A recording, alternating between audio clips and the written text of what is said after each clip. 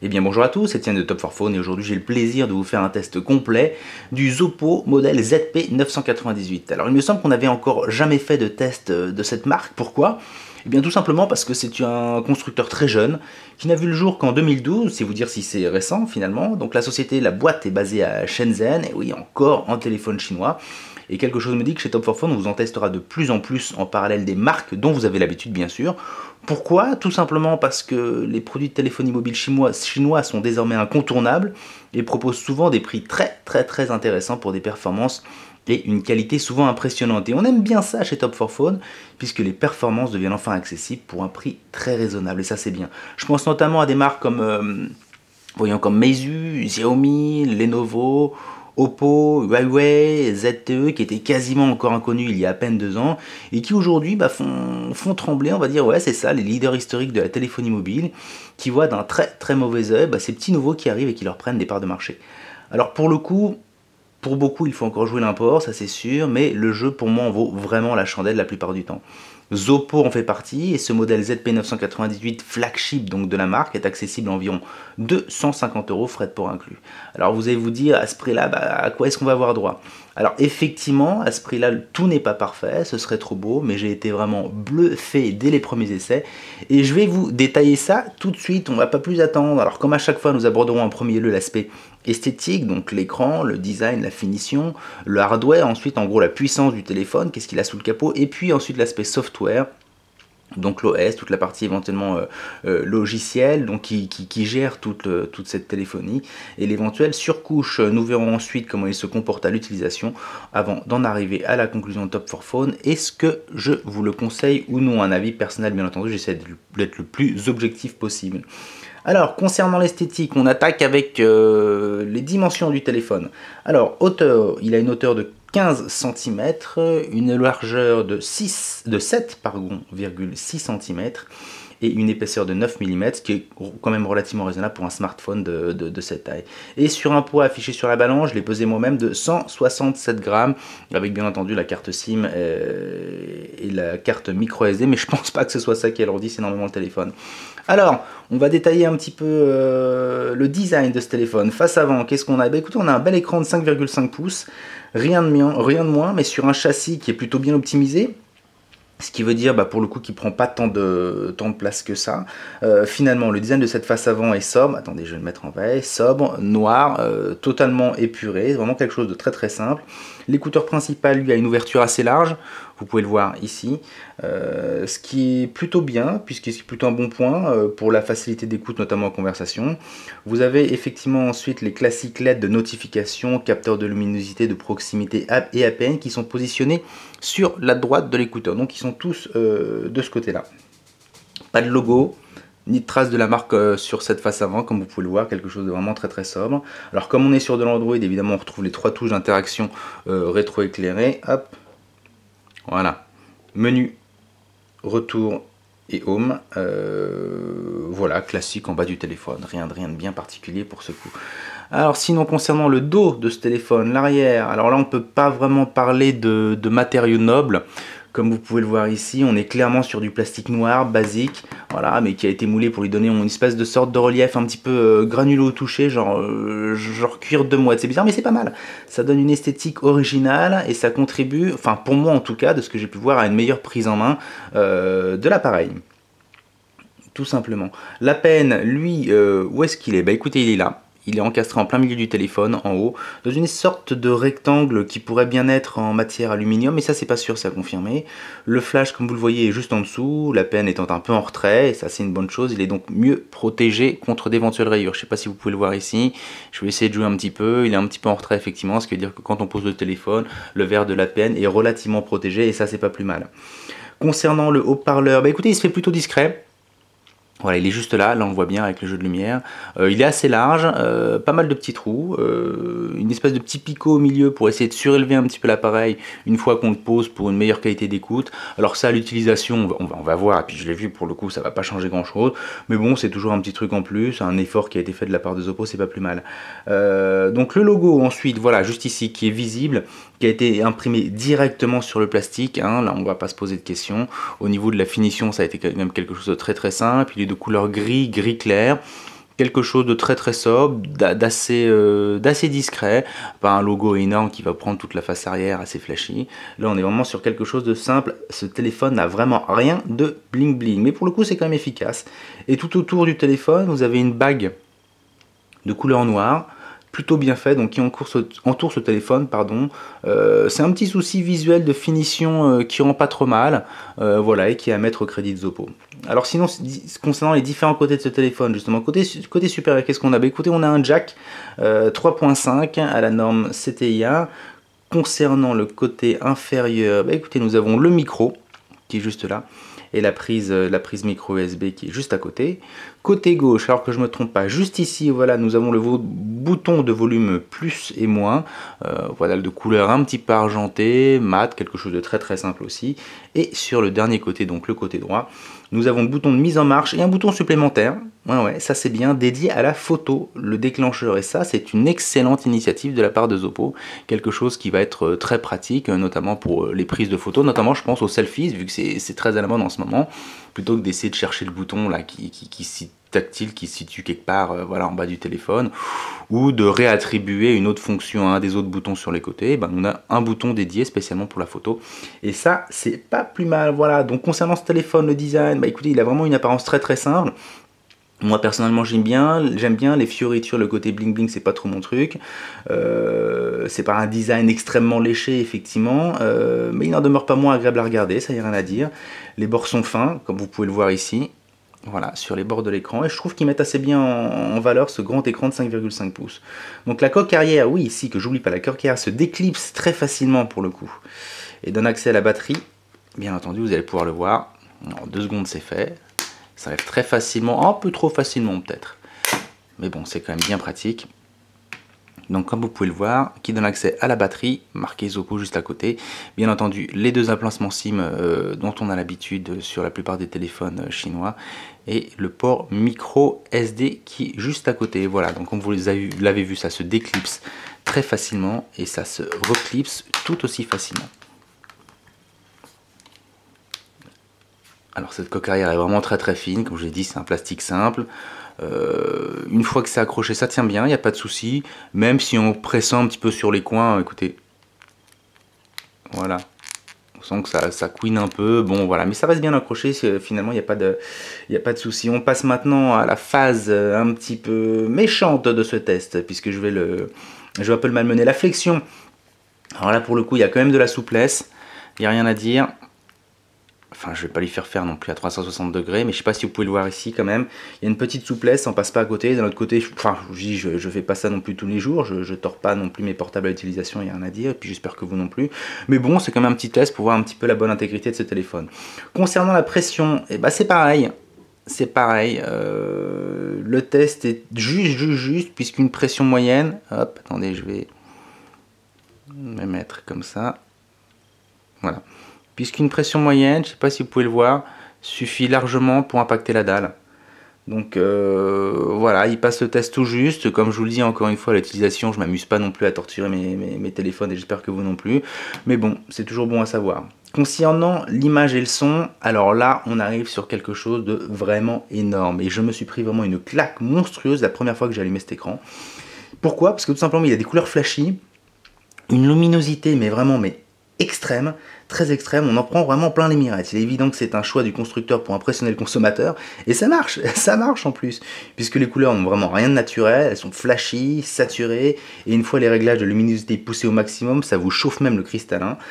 Autant vous dire que la lecture en plein soleil ne pose aucun problème, et cerise sur le gâteau, les angles de vue sont excellents. Vous allez voir, je vais pousser la luminosité au maximum, parce que là j'étais quasiment au minimum, hein. Vous pouvez voir, et au maximum, attention les yeux, ça envoie du pâté. Alors effectivement les réglages sont automatiques sur cette caméra, donc il va contrebalancer, la caméra va contrebalancer automatiquement ce trop plein de luminosité pour voilà, pour l'enregistrement de cette vidéo, mais je vous jure qu'à l'utilisation c'est vraiment très impressionnant. Et d'ailleurs je vais vous faire un comparatif immédiatement avec un autre écran, un autre téléphone, chinois lui aussi, puisqu'il s'agit du Xiaomi Mi 3. pour faire un comparatif des écrans. Ce téléphone a une très très bonne qualité. Et pour vous montrer un petit peu la différence de luminosité, de colorimétrie qu'il peut y avoir entre ces deux téléphones, notamment sur des images identiques donc, que j'ai prises sur internet, que j'ai copiées sur chacun de ces deux téléphones. Vous allez voir, c'est vraiment très très très impressionnant. Hop, je vais pousser la luminosité au maximum sur chacun des téléphones et on va pouvoir voir ça en direct. Hop, toi c'est bon, toi c'est bon. Alors, je ne sais pas si vous pouvez le voir déjà. On va prendre quand même les photos que j'avais sélectionnées pour voir vraiment la différence.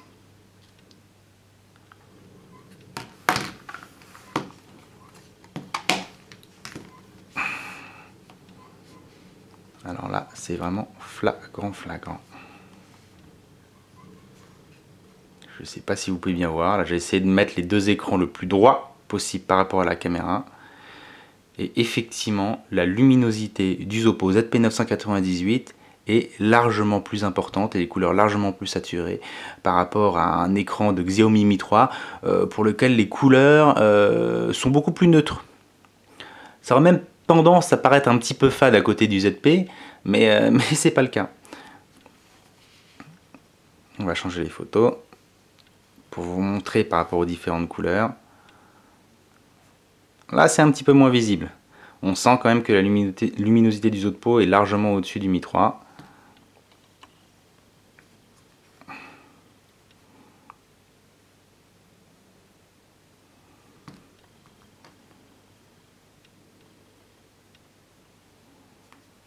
Pareil, comme vous voyez, la colorimétrie différente.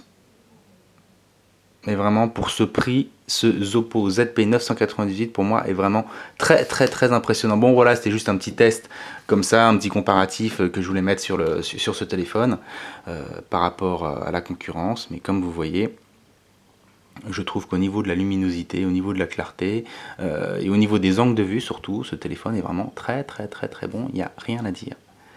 Voilà, tout simplement pour l'image et le son. Sinon cet écran, donc parce que je vais vous donner quelques informations supplémentaires quand même sur l'écran.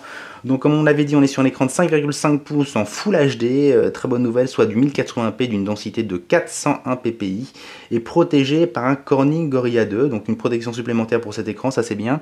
Alors ce qu'il faut que vous sachiez, c'est qu'à la base il y avait un écran, un film plastique protecteur qui avait été généreusement mis par Oppo d'ailleurs à l'ouverture de ce téléphone. Je l'ai enlevé quand même pour pouvoir optimiser un petit peu la luminosité et le rendu que peut avoir cet écran, notamment par rapport à la caméra et pour que vous puissiez bien vous en rendre compte.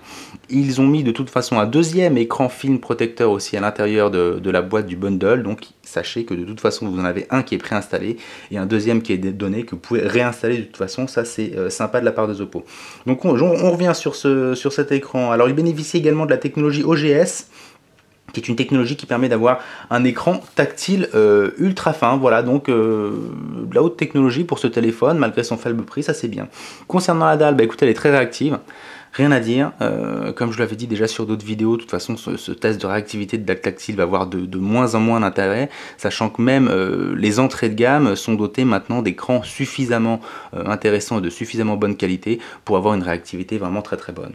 Concernant maintenant les haut-parleurs et écouteurs, les écouteurs bah, écoutez, sont assez corrects pour la gamme de prix, mais on reste quand même sur du basique, donc les mélomanes devront de toute façon investir dans un matériel d'écoute de meilleure qualité. Concernant le haut-parleur, donc il ne manque pas de puissance, d'après les tests que j'ai pu faire. Hop, on va vous mettre ça à plein régime. Il faut que ça crache un peu.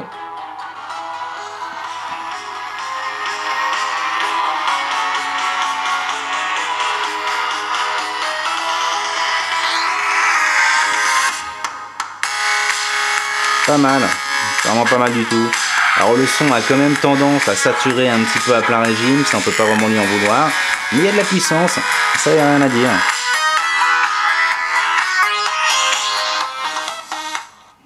Et voilà, concernant les essais vidéo maintenant, comme d'habitude je vais vous faire un essai vidéo en 1080p et en 720p.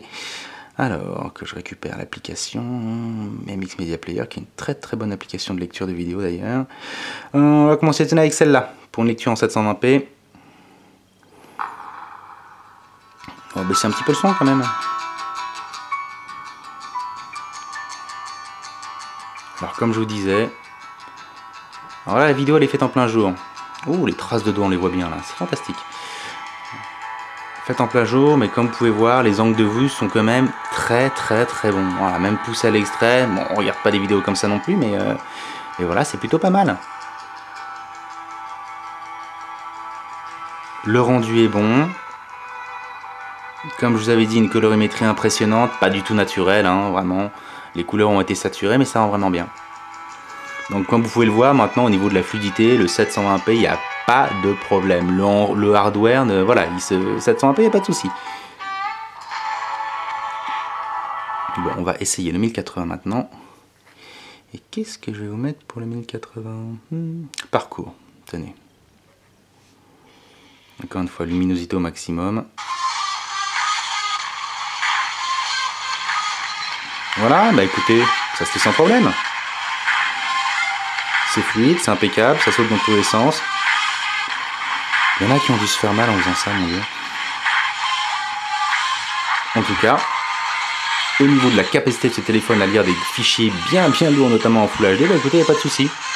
Ça roule. Super, ce qui présage plutôt de très bonnes choses par rapport aux capacités du hardware de ce téléphone de Oppo ZP998. On va arrêter là. Hop, et on en arrive maintenant au classique test de benchmark dont vous avez l'habitude, notamment avec Antutu, avec Quadrant, avec Epic Citadel et avec 3D Mark. Et on commence tout de suite avec Antutu Benchmark. Voilà, dernier benchmark donc, que j'avais fait dès l'ouverture du téléphone, 26 749, ce qui était quand même un très bon score. Donc là, vous avez effectivement confirmation, Oppo ZP998, et on va recommencer le test à nouveau pour voir ce qu'il va nous donner. C'est parti, à tout de suite. Ça y est, on arrive finalement au score. Alors qu'est-ce qu'il va nous dire? Eh ben, écoutez, vous voyez, malgré l'utilisation que j'ai pu en faire, il va nous donner même un score même plus important que lors de l'ouverture directe du téléphone, puisqu'on a un score de 27 182, ce qui pour le prix est vraiment très bon. Je vous rappelle, 250 € frais de port inclus quand je l'ai acheté donc sur internet en import. Et là, 27 182, c'est juste extraordinaire. Juste en dessous, un Galaxy S4, un LG G2 et un Xiaomi Mi 3, pardon. Donc on est vraiment sur des scores de haut de gamme, d'entrée de haut de gamme. Ah non, mais d'entrée, milieu, je sais plus trop, mais en tout cas 27 000, c'est quand même du haut de gamme, ça, il n'y a rien à dire. Donc on va passer tout de suite au test suivant, avec, hop, mais je vais de la mémoire, ça vous avez l'habitude aussi pour optimiser un peu les tests, avec Quadrant. Et c'est parti, je vous dis à tout de suite. Voilà, résultat, qu'est-ce qu'il va nous dire cette fois-ci? 14 664, voilà, 100 points même encore de plus que le précédent test que j'avais fait lors de l'ouverture du téléphone. Donc encore une fois, un score qui confirme largement les 26 700, les plus de 27 000 points pardon, qui avaient été faits par Antutu sur le test précédent. Voilà, on continue avec les tests classiques et notamment le célèbre Epic Citadel qui va mettre un peu à mal le processeur graphique du téléphone. Ah bah non, c'est moche. Ah non, c'est moche. Oh non, une mise à jour, c'est pas vrai. Bon, montage, on coupe, j'attends que ça se fasse et je vous dis à tout de suite. Et me revoilà à nouveau, désolé pour ce petit intermède, le temps de faire une mise à jour. Donc j'ai lancé Epic Citadel, on va enfin pouvoir faire le test de benchmark et voir un petit peu ce que ce GPU a dans le ventre. C'est parti, je vous dis à tout de suite. Alors le score, qu'est-ce que nous avons? 46,6 FPS, c'est vraiment très bon. C'est un excellent score.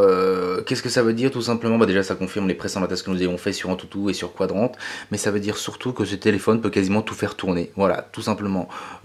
Couplé à son GPU, voilà, à son au processeur, voilà, excusez-moi. Voilà, c'est un excellent score. Beaucoup d'applications, notamment gourmandes, vont pouvoir tourner sur ce téléphone. Alors on va terminer avec le dernier test 3D Mark que je vais vous lancer tout de suite.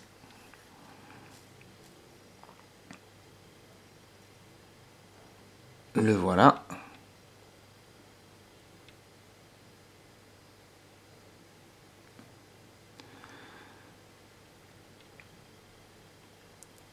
Et c'est parti.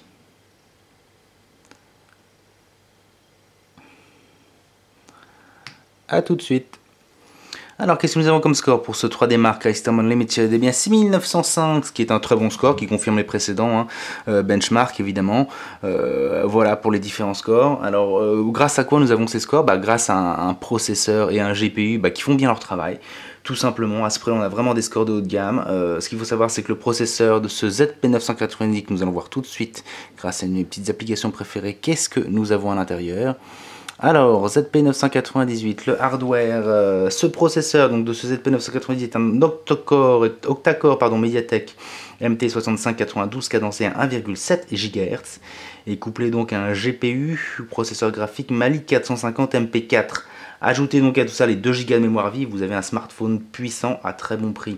Le Oppo ZP998, il faut le savoir, est un des premiers vrais octa-core qui soit sorti sur le marché. De plus, les processeurs Mediatek sont reconnus pour leur consommation en énergie assez raisonnable et c'est pas plus mal avec un écran gigantesque de 5,5 pouces. Voilà. Concernant la mémoire de stockage maintenant interne, elle est de 16 Go, extensible grâce au port micro SD pouvant accueillir une carte mémoire jusqu'à 64 Go, ce qui vous fait 80 Go de mémoire théorique, ce qui est tout simplement énorme. Bon, mais sur 80 Go, on sait que c'est pas possible entre ce qui est pris par l'OS et la mémoire réellement disponible, même quand tout est formaté qu'elle est vierge. On sait très bien que c'est pas ça, mais ça devrait vous laisser aux alentours de 70 Go d'utilisable, qui est vraiment très bien une fois que vous avez mis une carte mémoire de 64 Go. Ce qui est un gros plus et une très bonne surprise, et bien entendu vous avez la possibilité de pouvoir y installer les applications. Sinon dans les jeux, comment est-ce qu'il s'en sort? Écoutez, très bien en fait en termes de performance. Il faut savoir que ce téléphone est très proche du Wiko Highway que je vous ai testé il n'y a pas longtemps et qui embarque un Mediatek lui aussi cadencé à 2 GHz au lieu des 1,7 du Oppo, mais le GPU reste le même, d'où un score Epic Citadel qui peut être très proche et donc des performances gaming quasi similaires. Donc il fait tout tourner. J'ai essayé du Dead Trigger 2, du Modern Combat 4, du Minion Rush qui en fait est un soft finalement assez exigeant pour être parfaitement fluide sur les plateformes, divers autres jeux du type Expandable ou NBA Jam, et ça tourne impeccable. Et comme pour le Wiko Highway, j'ai voulu faire l'essai de la même manière. Seul The Dark Knight Rises n'est pas parfaitement fluide, mais je le redis encore une fois, ce type de Gameloft est connu pour être particulièrement lourd à gérer et demande vraiment un bon GPU pour être parfaitement fluide. Alors que les joueurs se rassurent, encore une fois, à part ça, le reste tournera sans aucun souci. Finger in the nose pour 250 €, vous voulez de la puissance, et bien vous en avez avec ce Oppo ZP998, aucun souci. Sinon, concernant la connectivité, qu'est-ce que nous avons? Eh bien écoutez, on avait une connectivité plutôt complète. Ce Oppo 998 est bien équipé, puisqu'on a de la 3G+, à 21 mégabits par seconde, du Wi-Fi, DLNA, du Bluetooth 4.0, du NFC, GPS à GPS, de l'USB OTG, le jack 3.5 en CTI bien entendu, et bien sûr les 2 emplacements SIM qu'on retrouve couramment dans les téléphones de fabrication chinoise, un au format mini et un deuxième au format micro. Voilà, il faut que vous le sachiez. Une petite déception bien entendu, pas de 4G pour 2014, c'est un peu dommage, qui n'est pas supporté encore par le processeur. Mais pour 250 €, je pense que c'est quand même un bundle très complet au niveau de la connectivité. Allez hop, je vais rapidement vous faire un petit test de l'OTG. Alors, bien entendu, il faut un câble que je mets ici. Une clé USB on ne peut plus classique. Hop, et nous allons voir au niveau de la connexion comment ça se passe. Voilà, préparation du stockage USB externe. Souhaitez-vous changer le disque d'écriture par défaut? Eh ben non, coco. Donc, et grâce ensuite à un petit gestionnaire de fichiers, un explorateur, je vais pouvoir aller, voilà, stockage USB externe que vous voyez juste ici. Voilà, espace total 3,65 gigabits.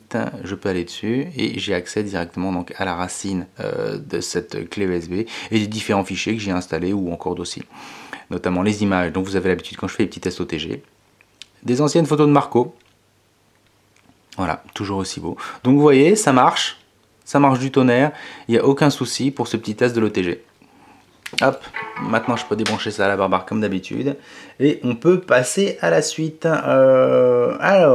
Concernant la gestion du double SIM, écoutez, ce sont des fonctions classiques proposées par Android, notamment sur le choix des priorités données à chaque puce. Rien de compliqué, vraiment les paramétrages sont très intuitifs. Une fois qu'on va dedans, il n'y a aucun souci. Concernant le DAS maintenant d'absorption spécifique, écoutez, c'est un peu particulier là parce que j'ai pas eu cette information, impossible à trouver sur le net, et comme le téléphone n'est pas soumis à la réglementation réglementation européenne. Écoutez, dès que je pourrai, je ferai une mise à jour de l'article, dès que j'aurai l'info, je vous le promets.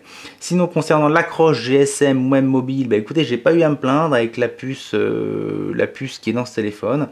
Ma puce free d'ailleurs, ma puce perso, en proche banlieue parisienne, j'ai pas eu de soucis.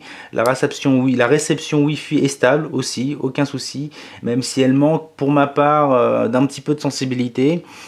Par contre, le GPS simple, voilà, sans l'aide de la GPS, donc ce serait trop facile sinon, n'est pas des plus rapides, ça je tiens à le préciser, mais une fois que le satellite est accroché, il le garde, donc c'est le principal. On va passer maintenant au système d'exploitation. Alors qu'est-ce que c'est comme système d'exploitation là-dessus? Bon, vous le savez bien, c'est de l'Android. Maintenant, comme Android, on est sur un 4.2.2, un Jelly Bean vraiment très classique. Hop, je vais vous montrer ça à propos du téléphone. Voilà, version Android 4.2.2, vraiment très... Tiens, ça marche pas là sur celui-là, comment ça se fait? Eh ben écoutez, c'est ballot. Et bah tant pis, normalement on a un petit naricot là, j'ai pas voulu, bon bah c'est pas grave.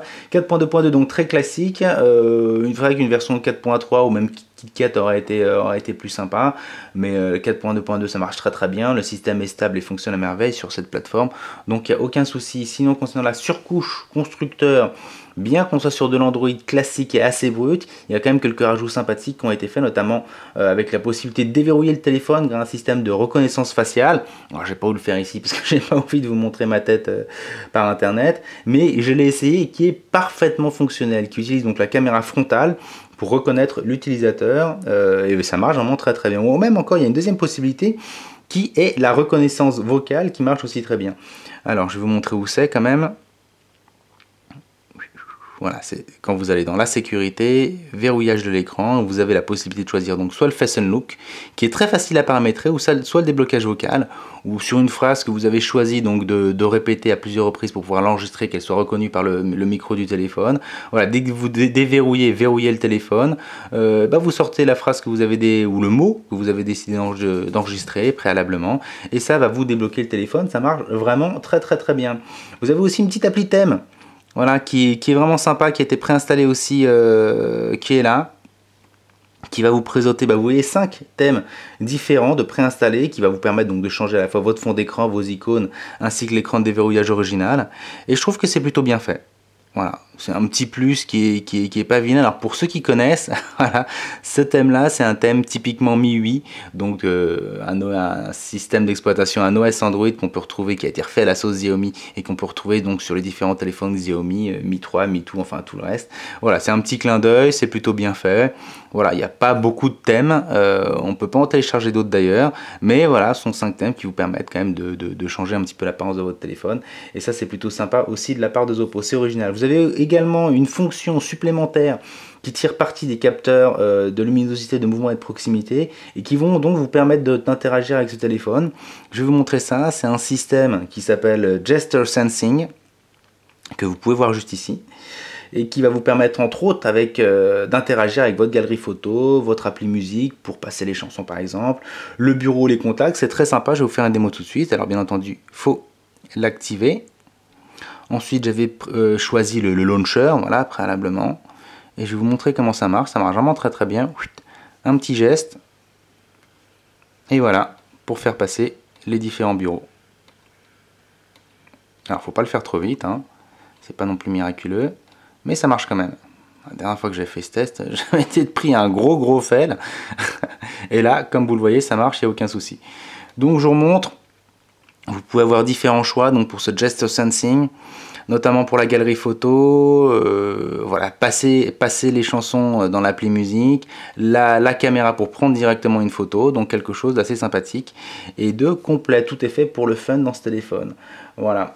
Sinon, concernant l'usage de ce téléphone pro ou perso, les deux bien entendu sont possibles, il n'y a aucun souci grâce au double SIM. Le hardware en plus, comme vous l'avez vu, est suffisamment performant, le téléphone est facile d'utilisation, l'écran de 5,5 pouces est plus que confortable pour la saisie de texte comme pour le surf.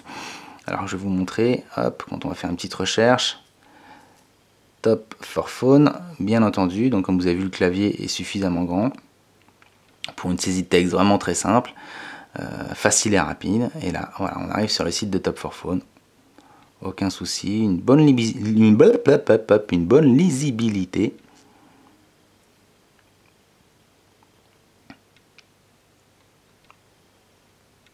Voilà, tout se passe très bien. C'est vraiment très très pratique et très facile le surf sur un appareil avec un écran comme celui-ci. Sinon, concernant l'appareil photo, alors sur quoi nous sommes? Eh bien là, la Zoppo est plutôt généreux pour le prix, puisque nous avons 14 millions de pixels avec flash et fonction vidéo 1080p pour l'APN arrière, et un APN frontal de 5 millions de pixels. Alors Zoppo intègre des modes amusants, je vais vous les montrer d'ailleurs, tels que Face Beauty pour les portraits, c'est un mode qui va automatiquement gommer les petites imperfections de la peau qu'il peut y avoir notamment sur le visage. Voilà, vous pouvez le voir ici. Vous avez juste à le choisir. Voilà, qu'est-ce que vous avez d'autre? Vous avez un mode panoramique, bien entendu. Vous avez aussi la possibilité, comme je vous l'ai dit, de faire des vidéos en 1080p, qui, pour le coup, au niveau de la qualité de la résolution de l'image, sont plutôt correctes et ressortent plutôt bien sur l'écran du téléphone. Regardez. À toi, Fred. Eh bien, écoute, merci Jamy, et nous voici donc rue des Cascades pour ce test de cette vidéo de l'APN de ce Zoppo ZP998 en mode Full HD, donc un test vidéo que je vais intégrer au montage. Vous pourrez vous rendre compte un peu du rendu de cette vidéo. Donc là, on est encore sur Paris, dans le 20e, rue des Cascades. Bon, je me suis dit, tant qu'à faire, autant faire des petites rues sympas. Donc il y a une rue plutôt d'artistes, voilà, une rue d'artistes avec des ateliers un peu partout. Comme vous pouvez le voir, certains sont plus ou moins doués que d'autres d'ailleurs. Et donc voilà, une rue plutôt calme. Enfin calme, avec scooter qui arrive, super. Donc voilà, ça vous présente un petit peu en mode luminosité, il y a du soleil, je me suis dit autant en profiter pour vous montrer un peu le rendu. Donc je vous rappelle, là on enregistre en 1080p, quelque chose de plutôt sympathique. Voilà. Donc je marche, vous allez bien vous rendre compte en tout cas de la possibilité du mode 1080p de cette caméra. Donc je bouge, j'en profite pour marcher, comme ça vous allez voir que la stabilisation est pas extraordinaire, quelque chose de correct mais sans plus. Donc je vous avoue, en fait c'est ma pause déjeuner, je suis allé chercher à bouffer. Et voilà ce que je ramène. Vous remarquerez que le testeur Top 4 Phone a une alimentation quand même très équilibrée, hein, le souci du bon goût, de la cuisine familiale.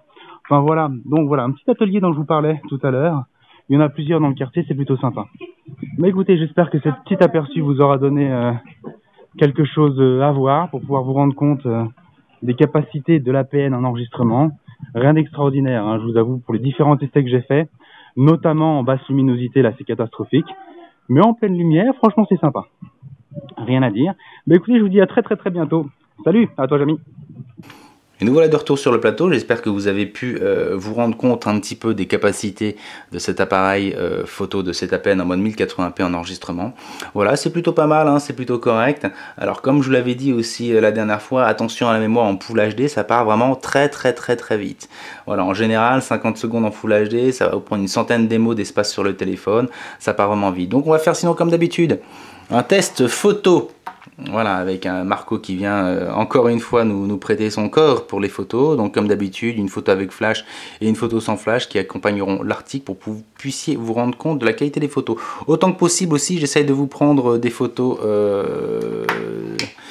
en extérieur pour que vous puissiez vous rendre compte de la qualité en extérieur de l'APN. Alors là, une première photo avec flash et ensuite sans flash.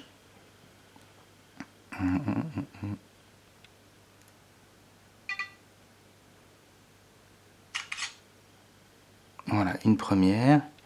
Et la deuxième, je vous rappelle que vous avez un bouton aussi dédié pour la photo qui est quand même très pratique. Et le deuxième sans flash.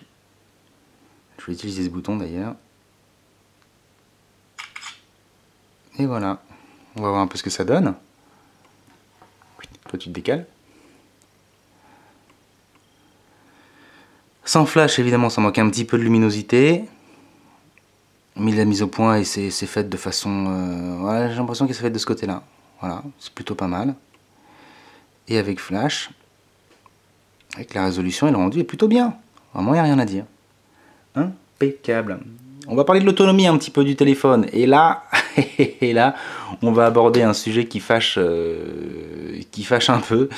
Puisque là, la batterie, elle n'est pas très grande. Ça, il n'y a rien à dire. Elle est vraiment même petite. 2400 mAh pour un octa-core et un écran Full HD ultra lumineux de 5,5 pouces. Franchement, à croire que les ingénieurs ont bâclé le travail, ils avaient faim. Voilà, ils ils ont fait ça rapidement pour aller déjeuner plus vite. En plus, j'ai pas pu faire le test habituel puisque le calibrage de la batterie est géré de façon aléatoire par le téléphone. Le niveau de batterie peut descendre tout au long de la journée de façon normale, puis ensuite rester à 2% pendant 1h30 en utilisation sans pour autant s'éteindre.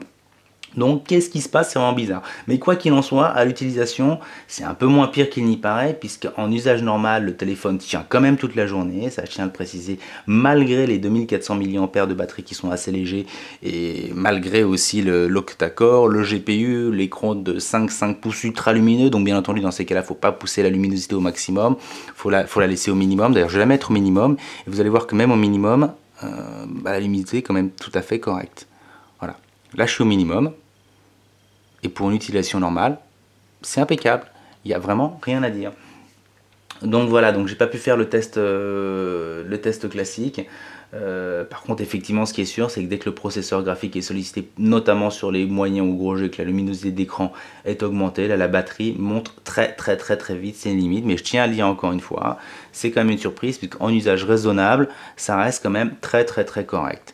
Voilà pour cette batterie. Sinon, en conclusion, on arrive enfin à la conclusion. Pour moi, ça reste un produit quand même qui va en surprendre plus d'un, puisqu'il est très complet, il est puissant, un écran Full HD psychédélique que j'ai adoré, vraiment, une petite surcouche Android qui est aussi amusante, une appli photo sympa, une connectivité très complète.